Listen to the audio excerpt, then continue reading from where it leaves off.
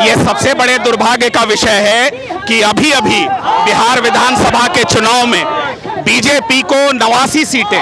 जदयू को 85 सीटें, राष्ट्रीय जनता दल को 25 सीटें, कांग्रेस को 6 सीटें, एआईएमआईएम को 5 सीटें, लेफ्ट को 2 सीटें, बिहार से 30 सांसद, 12 राज्यसभा सांसद, 8 केंद्रीय मंत्री, दिल्ली में केंद्र की सरकार, दिल्ली में राज्य में बीजेपी की सरकार, बिहार से देखिए गृह राज्य मंत्री भी बिहार से, 8 केंद्रीय मंत्री भी बिहार से, दिल्ली पुलिस भी केंद्रीय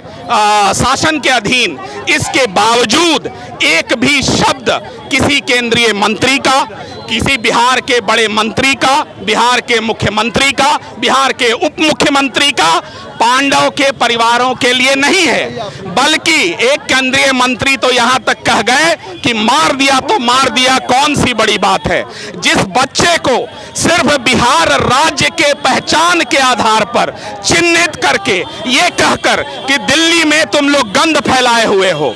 मार दिया जाता है, पॉइंट ब्लैंक पर कोल्ड ब्लडेड मर्डर कर दिया जाता है। आज कम से कम उन केंद्रीय मंत्रियों को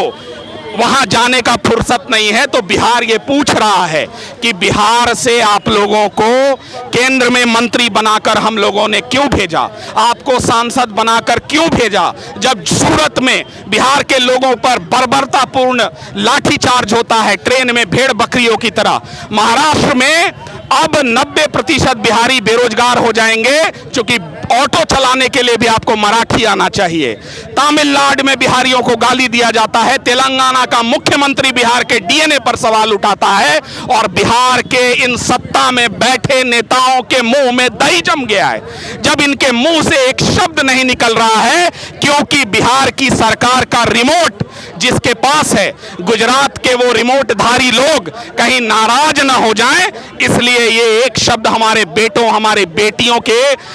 पर जब अत्याचार होगा तो नहीं कहेंगे। तो याद रखिए, डीएमके के साथ न्याय आज हो गया है, रेवंत रेड्डी के साथ न्याय होगा, और 2029 और 30 में बिहार की 13 करोड़ जनता आप लोगों के साथ भी न्याय करेगी। और आप ये मत सोचना कि बिहार में कोई विपक्ष नहीं है, बिहार में विपक्ष है, और विपक्ष यहाँ इस कारगिल चौक पर, दिल्ली के जंतर मंतर पर हर जगह आपसे भिड़ेगा, हर जगह आपसे लड़ेगा, और बिहारियों की आवाज को आप दबा नहीं पाएंगे। देश के किसी भी हिस्से में बिहारियों के साथ कुछ भी हुआ, बिहार की अस्मिता से खिलवाड़ का आपने अगर प्रयास किया, तो जन सुराज खड़ा है, आपसे प्रश्न भी पूछेगा, आपको सड़क पर भी घेरेगा, आप निश्चिंत रहिए।